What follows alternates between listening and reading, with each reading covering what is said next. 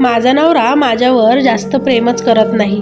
आता तो दुसऱ्या मुलीवर प्रेम करतो यावर माझा विश्वास बसेना. तो माझ्यासाठी आता काहीच फील करत नाही. तो मला तोंडावर सांगतो, कारण तो मला नेहमीच बोलतो, तुझ्याकडे मुलांसाठी, घरातील सगळ्या माणसांसाठी टाईम असतो, पण माझ्यासाठी तुझ्याकडे टाईम नाही. खरं तर त्याचं पण खरं आहे. पण याचा अर्थ असा आहे का की बायको घरात लक्ष देते म्हणून नवऱ्यानं बायकोला धोका द्यायचा, दुसऱ्या मुलीच्या नादी लागायचं? अशीच एक छोटी कथा आहे माझी, जी मी तुमच्यासोबत शेअर करणार आहे. मुलांची परीक्षा जवळ आली म्हणून मी मुलांच्या अभ्यासाकडे जरा जास्तच लक्ष देत असे. मुलांना रात्री कॉफी बनवून देणं, पहाटे लवकर उठवणं हे तर माझं आता डेली रुटीनच झालं होतं. पण यामध्ये मला माझ्या नवऱ्याकडे लक्ष द्यायला जमतच नव्हतं. माझा नवरा पेशाने वकील होता. त्याला बोलायला फार आवडत असे, पण मी मात्र घरात काम करून, मुलांकडे लक्ष देऊन आणि घरातील मोठ्यांच्या पुढे पुढे करून थकून जात. नवरा कामावरून घरी परत येत असे तेव्हा तो छान मूडमध्ये यायचा, पण मी मात्र माझ्या कामात इतकं व्यस्त राहायची की त्याच्याकडे लक्ष द्यायला पण मला वेळ नसे. पण माझी तरी काय चूक? मी पण तर माझ्या नवऱ्यासाठी, त्याचा परिवार खुश राहावं यासाठीच सगळं करत असे. पण मला माहिती नव्हतं माझी ही चूक मला इतकी महागात पडेल. माझा नवरा माझ्यापेक्षा दुसऱ्या कोणावर तरी प्रेम करू शकतो यावर माझा तर विश्वासच बसत नाही. जेव्हा नवरा घरी यायचा आणि मी माझ्या सगळ्या कामांना पूर्ण करून आमच्या रूममध्ये जायची, तेव्हा तो माझी वाटच बघत आहे असं मला वाटायचं. पण मला काही समजतच नाही असं दाखवून मी नवऱ्याला बोलायची, आज खूप थकली मी, खूप झोप येत आहे मला. त्याचं काही बोलणं ऐकून न घेता मीच बेडवर झोपून लाईट बंद करायची. कळत तर मला पण सगळंच होतं की माझ्या नवऱ्याला माझ्याकडून काय हवं असतं. पण काय करणार, अर्धवय निघून गेल्यावर या गोष्टी करायला पण तर कंटाळा येतो. मुलं, घरची कामं यात माणूस इतकं गुंतून जातं की मग या शारीरिक गोष्टी पण मला नकोशा होत्या. पण यात मी माझ्या नवऱ्याच्या भावना विसरले होते. त्याला होणारा त्रास माझ्या लक्षातच आला नव्हता. पण त्याला ज्या शारीरिक गरजा माझ्याकडून पूर्ण न झाल्यामुळे तो बाहेर दुसऱ्याच वळणाला लागला हे माझ्या लेटच लक्षात आलं. आता माझा नवरा घरी उशिरा येत असे. मी रूममध्ये जेव्हा जायची तो बिंदासपणे झोपून घेत असे. त्याला माझ्याजवळ येऊ पण वाटत नसे असं तो दाखवायचा. झोपेत तर तो खूप वेळा आय लव्ह यू डार्लिंग बोलायचा. आता मात्र मला माझ्या नवऱ्याचं बाहेर काही चक्करच चालू झाला की काय अशी शंकाच येऊ लागली. नवरा आता मला कधीच रागवत नसे की चल झोपायला असंही म्हणत नसे. कशी दिसते, कशी राहा, तुला काही पाहिजे आहे का, हे सगळं विचारणंसुद्धा त्यानं मला सोडलं होतं. काय झालं असेल याच विचारात आता माझा दिवस जात असे. मुलांकडे लक्ष तर मी देतच होते, सासू सासऱ्यांचं पण मी करतच होते, पण त्यांचं करत बसले आणि नवरा मात्र नाराज केला या विचारात मी माझा दिवस घालवत. मनात येत की माझा नवरा दुसऱ्या बाईच्या नादी तर लागला नाही ना. आता मात्र मला माझ्या नवऱ्याला प्रेम द्यायचं होतं, त्याच्यावर प्रेम करायचं होतं, त्याच्याकडे चांगलं लक्ष द्यायचं होतं. पण काय करू, आता तर नवरा माझ्याकडे लक्ष देऊच इच्छित नव्हता. आज मी ठरवलं की काही पण झालं तरी चालेल, नवऱ्याला विचारेल की माझ्या व्यतिरिक्त तुझ्या आयुष्यात म्हणजे जीवनात कुणी दुसरी व्यक्ती आहे का? तू इतकं खुश का राहतो? आपल्यात तर कधी साधे संबंधही पडत सुद्धा नाही, मग तू पहिल्यासारखी या गोष्टीची मागणी का करत नाहीस? खूप सारं विचारणार होते. तोच नवऱ्याच्या गाडीचा हॉर्न ऐकू आला. मुलांमध्ये व्यस्त असणारी मी सगळं काही सोडून धावतच बाहेर आली. पण नवरा तिथे नव्हता. थोडं पुढे झाले तर बघितलं तो कुणाशी तरी फोनवर बोलत होता.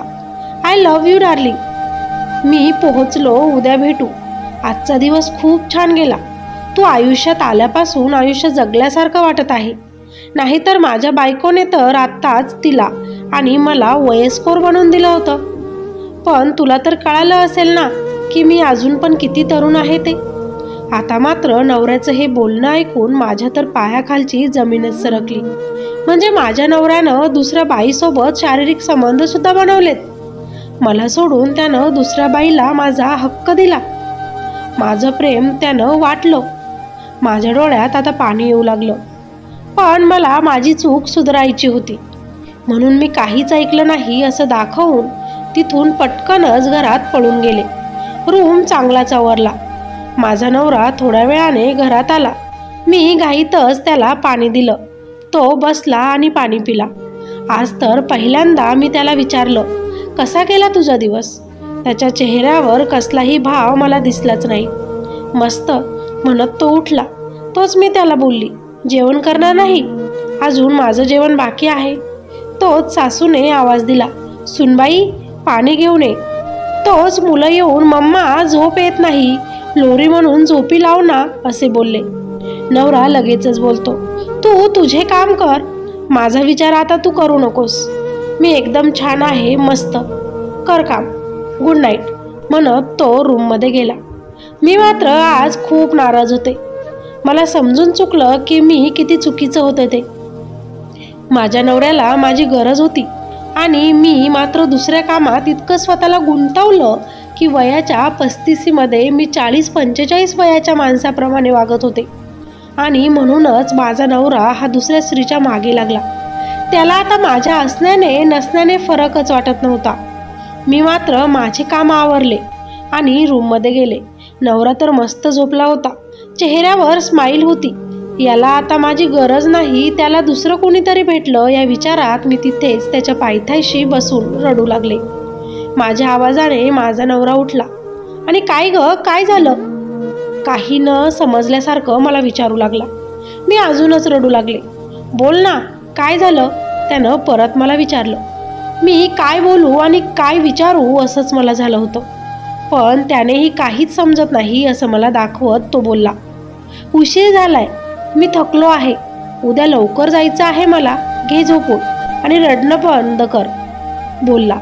मी रडतच विचारलं, कुठं जायचं आहे तुला? कोणतं महत्त्वाचं काम आहे मला सांग. तुझ्या आयुष्यात कोणी दुसरी आली आहे का जिनं माझी जागा घेतली?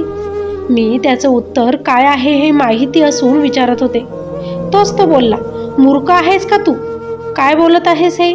मी त्याला परत तेच विचारलं, माझ्यावर प्रेम करत नाही का आता? तो बोलला, हो नाही करत आता. राग येतो मला तुझा. तेव्हा मी परत रडून विचारलं, म्हणून दुसऱ्या बाईच्या नादी लागलास? तेव्हा माझा नवरा हसला आणि मला म्हणाला, तुला काय फरक पडतोय मी कुणाच्याही नादी लागलो तरी? तुझ्या कामात तर तू स्वतःला इतकं गुरफटलं आहेस की तुझ्या आयुष्यात या नात्यामध्ये एक नवऱ्याचं पण नातं आहे हेच तू विसरली. मुलं झाले तशी बदलली. तुझ्यातला तूपणा तू सोडून दिला. आई सून तर तू झाली, पण बायको म्हणून तू कमी पडली. आता मात्र मला चूक समजली होती स्वतःची, पण मी शांत त्याचं ऐकून घेतलं आणि त्याला म्हणाली, माझी काय चूक? मी तर तुझ्याच मुलांचं आवरते, तुझ्या आईवडिलांची काळजी घेते, हे सगळं तुझं पण तर आहे. तितक्यातच नवरा म्हणाला, एक नवरा म्हणून माझी काहीच अपेक्षा नसेल का तुझ्याकडून? आणि तू माझी बायको आहेस. जर मला तुझ्याकडून नवऱ्याचं सुख हवं आहे तर मग तू, मी खूप थकली, मला झोप येत आहे असं म्हणून मला का टाळते? पण एक लक्षात ठेव, माणसाला घरात सुख मिळालं नाही तर तो बाहेर प्रेम शोधत जातो, हे मात्र तू विसरू नकोस. मी काय बोलू आणि काय नको असंच मला झालं, पण तरी हिंमत एकवटून मी त्याला बोलले, काय करू? सगळं समजतं मला, पण घरातील कामं सगळ्यांची मनं जपत बसते आणि शेवटी अशा चुका करते. पण याचा अर्थ असा की बायको घरात कामात असते म्हणून नवऱ्यानं दुसऱ्या बाईच्या मागे जाणं? तेव्हा माझा नवरा हसला आणि म्हणाला, कोण गेलं बाईच्या मागे? मी त्याला बोलली, मी तुझं बोलणं ऐकलं मगाशी, तू डार्लिंग म्हणत होतास ते. तेव्हा तो अजूनच हसू लागला आणि मला म्हणाला, अगं वेडी, नाटक करत होतो ते, तुला तुझी चुकी लक्षात आणून देण्यासाठी. मी रडतच त्याच्या जवळ गेली आणि म्हणाली, म्हणजे तुझ्या आयुष्यात दुसरं कुणी खरंच नाही ना? तो लगेचच बोलला, तू सोडून कुणीच नाही आणि राहणार पण नाही. मी तर फक्त एक असं नाटक केलं ज्यामुळे तू माझ्याकडे लक्ष दिलं, माझ्यावर प्रेम केलं, दुसरे काम बाजूला टाकून आधी मला महत्त्व दिलं, म्हणून हे मी नाटक करत होतो. आता मात्र मी खुश झाले. त्याला कडकडून मिठी मारली आणि माझ्या चुकीसाठी क्षमा मागितली आणि मनाशी ठरवलं की आता काही पण झालं तरी नवऱ्याचं मन दुखू देणार नाही. त्याला त्या सगळ्या गोष्टी देईल ज्याची त्याला गरज असते. वय झालं म्हणून काय झालं? प्रेम थोडीच वयस्कर होत असतं. मुलं आहेत, वडीलधारे आहेत, मग काय झालं म्हणून मी माझ्या नवऱ्याला असं कसं करू शकेल? पण हे सगळं तर नवऱ्यामुळे आहे हे मी कसं विसरले? मग आधी नवरा आणि नंतर दुसरे असं मनाशी ठरवून आज मी माझ्या नवऱ्याचं पूर्ण जवळ आले, अगदी मनापासून, आणि आय लव्ह यू असं बोलले. त्यानं पण माझ्या कपाळाची पापी घेत I love you too darling म्हटलं. आम्ही दोघं पण हसलो आणि अशा प्रकारे मला माझी चूक वेळीच लक्षात आली आणि माझा संसार हा आता सुखाने सुरू झाला. तात्पर्य, लग्न झालं, मुलं झाले, पाहुणचार पण झाला. आता वय झालं म्हणून नवऱ्याकडे लक्ष न देणं अगदी चुकीचं आहे. प्रेम म्हातारं होत नसतं, म्हणून प्रेमात वय झालं म्हणून चालत नाही. एक वेळ ज्यानं जीवपाड जपून आपण लहानाचं मोठं करतो, ती मुलं आपल्याला सोडून निघून जातात, पण आपला नवरा हा अगदी शेवटच्या श्वासापर्यंत आपल्यासोबत असतो हे विसरू नका. चला तर मग ही स्टोरी तुम्हाला आवडली असेल तर नक्कीच लाईक करा, कॉमेंट करून आपल्या प्रतिक्रिया नोंदवा आणि आपल्या चॅनलवर नवीन असाल तर सबस्क्राईब नक्कीच करा. चला तर मग, धन्यवाद.